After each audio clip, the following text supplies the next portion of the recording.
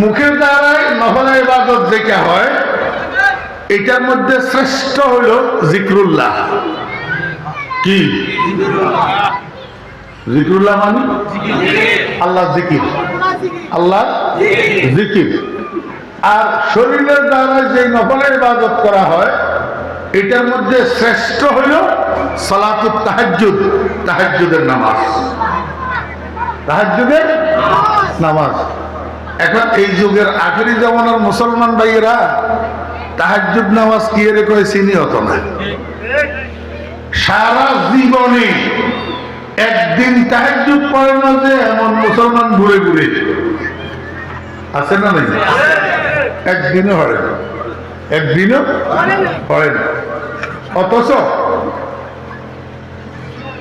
এই দুইটা ইবাদত, একটা তাহাজ্জুদ আর একটা জিকরুল্লাহ, এই দুইটা ইবাদতের দ্বারা বড় বড় দুইটা পুরস্কার কনফার্ম হয়। দুইটা ইবাদতের দ্বারা বড় বড় দুইটা পুরস্কার কি হয়? কনফার্ম হয়। জিকরুল্লাহর দ্বারা জান্নাত কনফার্ম হয়, বেহেশত কনফার্ম হয়, বেহেশত কনফার্ম। আর তাহাজ্জুদের নামাজের দ্বারা দুনিয়া আখিরাতের সম্মান কনফার্ম হয়, দুনিয়া আখিরাতের। আমরা দুনিয়ার মানুষ বেগুনি এখন সম্মান চাইনি।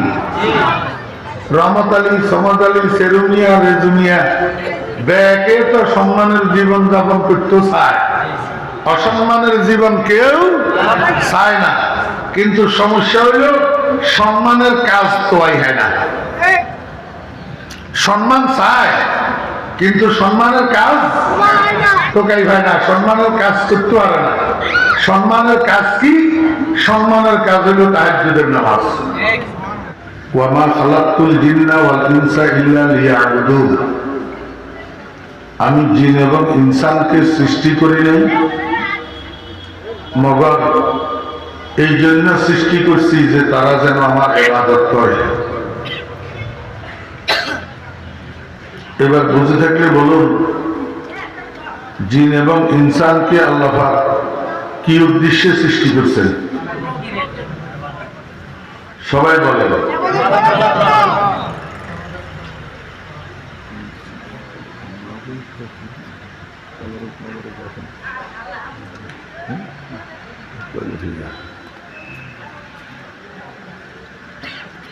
আল্লাহ পাক আমাদেরকে বানাইছেন আল্লাহর ইবাদত করার জন্য। সবাই ইবাদত বুঝেন? জি,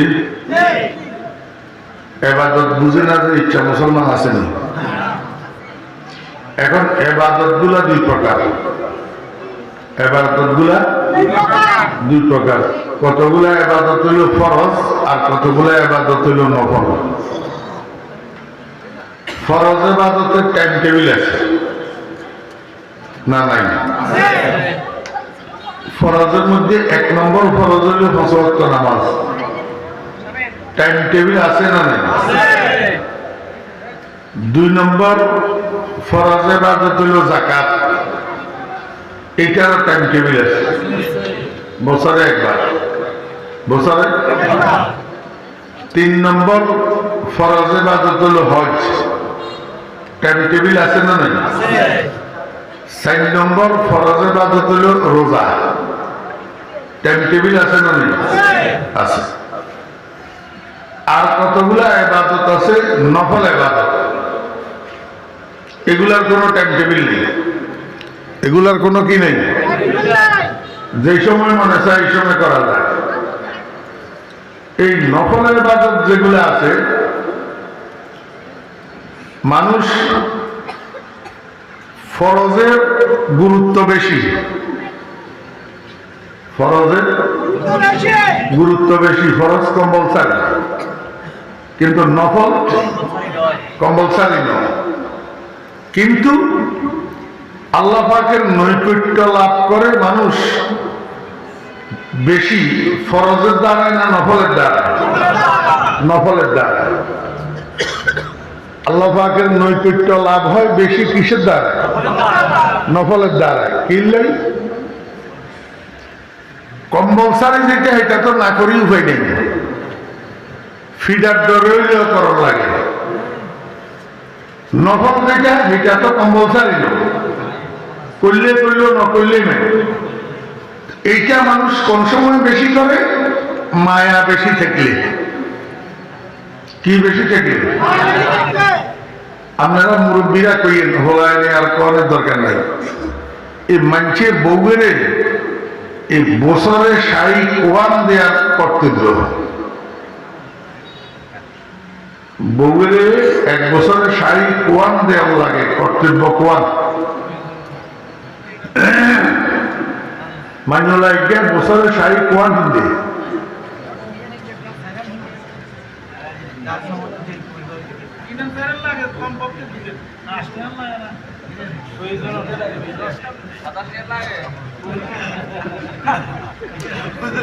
আচ্ছা এবারে বলেন, আপনারা তো কোন আল্লাহ এক রসুল এক কোরআন এক কিতাব এক হুজুরের মধ্যে এত মক্কা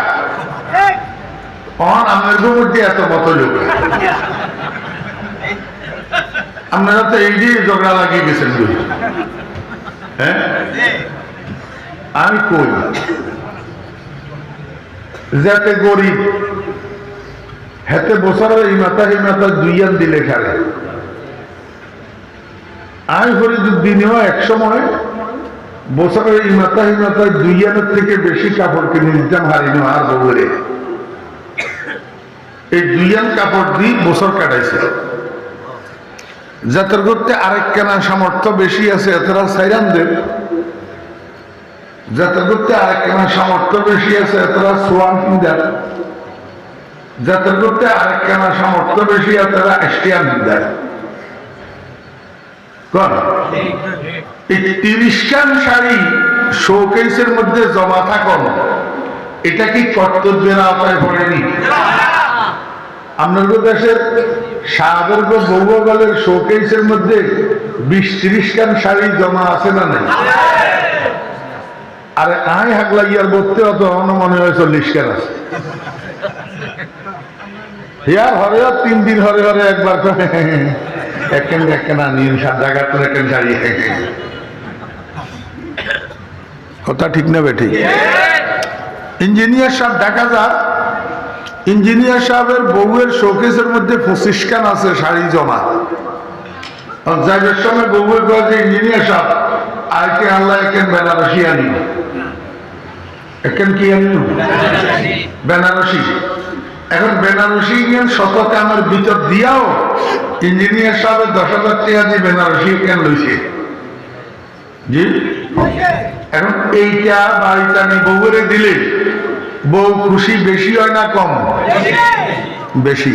কিনলেই এটা কোনো ইঞ্জিনিয়ার সাহেবের কর্তব্যের আওতায় পড়ে না।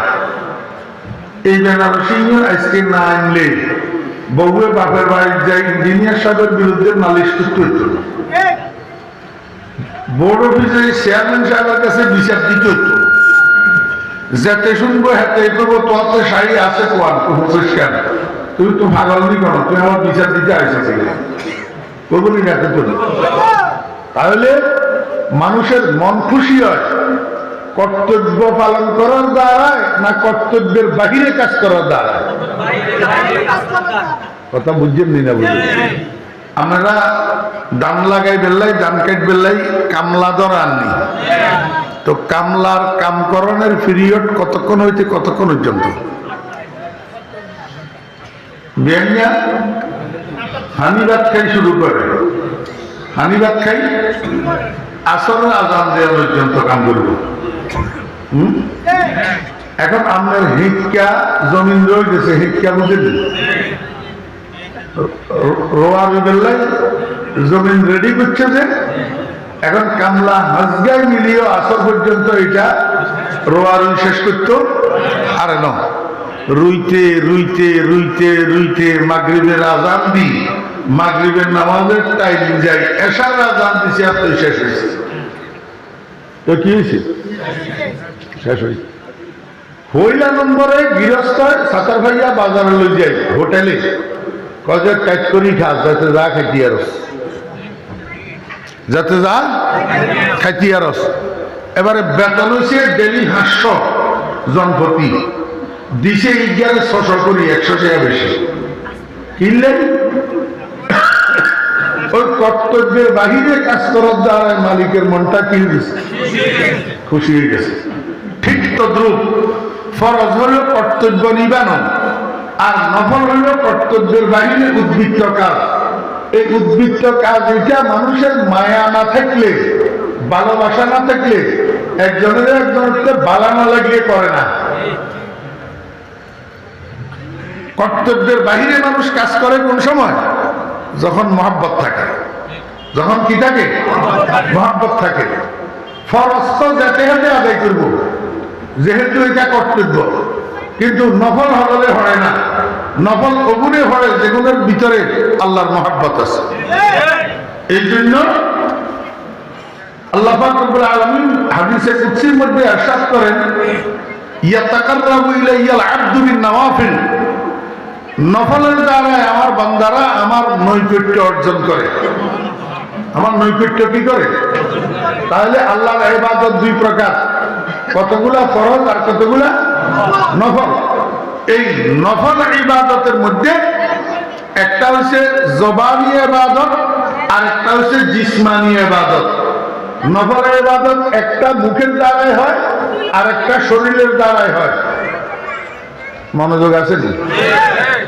মনে থাকবো নি? হ্যাঁ, মুখের দ্বারাই নফল ইবাদত যেটা হয়, এটার মধ্যে শ্রেষ্ঠ হলো জিকরুল্লাহ। কি জিকরুল্লাহ? মানে আল্লাহ জিকির, আল্লাহ জিকির। আর শরীরের দ্বারা যে নফল ইবাদত করা হয়, এটার মধ্যে শ্রেষ্ঠ হইল সালাতুত তাহাজ্জুদ, তাহাজ্জুদের নামাজ। তাহাজ্জুদের নামাজ। এখন এই যুগের আখেরি জামানার মুসলমান ভাইয়েরা তাহাজ্জুদ নামাজ কি এর কয় চিনি হতো না। সারা জীবনে একদিন তাহাজ্জুদ পড়ে না যে এমন মুসলমান ঘুরে ঘুরে আছে না? নাই, একদিনও হয় না, একদিনও হয় না। অথচ এই দুইটা ইবাদত, একটা তাহাজ্জুদ আর একটা জিকরুল্লাহ, এই দুইটা ইবাদতের দ্বারা বড় বড় দুইটা পুরস্কার কনফার্ম হয়।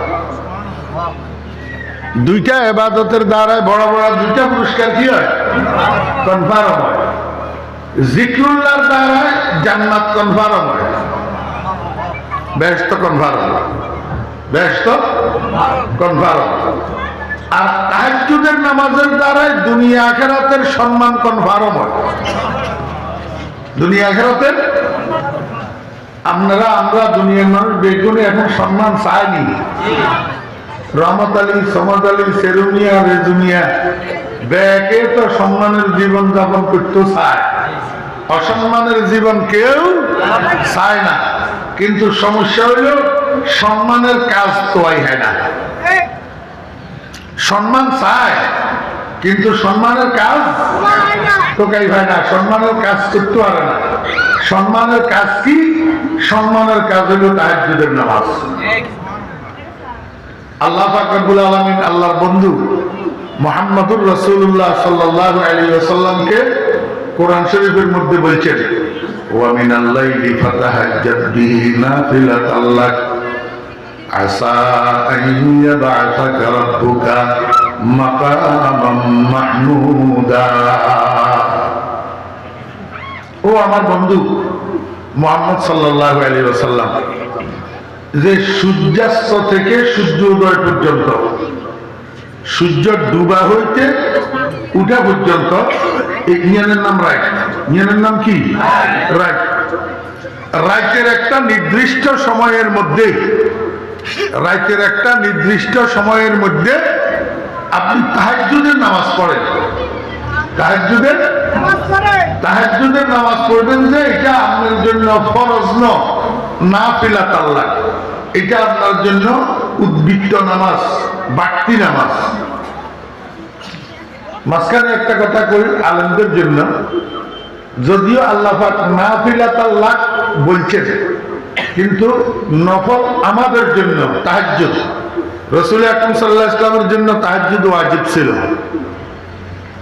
রাসূলুল্লাহ সাল্লাল্লাহু আলাইহি ওয়াসাল্লামের জন্য তাহাজ্জুদ কি ছিল? ওয়াজিব ছিল। এখন প্রশ্ন দাঁড়ায়, তাহাজ্জুদ ওয়াজিব কেমনে হইল? ওই যে ফাতাহাজ্জাব আমরের সিগা, আল আমরু লিল ওয়াজুব, এই আমরের কারণে নবীজির জন্য তাহাজ্জুদ ওয়াজিব হয়ে গেছে।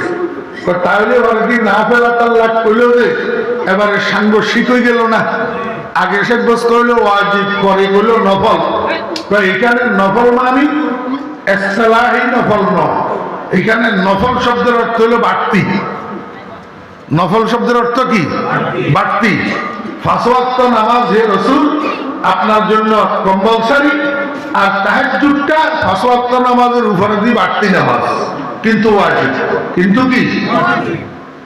আল্লাহ পাক রব্বুল আলামিনকে বন্ধু, যদি আপনি তাহাজ্জুদের এই বাড়তি নামাজটা রাতের একটা নির্দিষ্ট অংশে আদায় করেন, আসা আন ইয়াবআসাকা রাব্বুকা মাকামান মাহমুদা,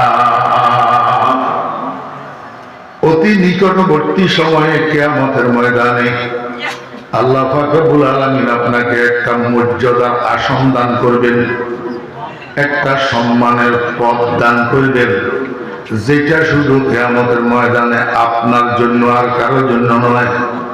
অন্য কোন নবী রাসূলকে আল্লাহ পাক রব্বুল আলামিন এই মর্যাদার আসনটা দিবেন না, শুধু আপনাকে দান করবেন। কিসের বিনিময়ে? তাহাজ্জুদের নামাজের বিনিময়ে। এই মর্যাদার আসন এটা কি? এটা মাকামে শাফাআতে কুবরা। মাকামে শাফাআতে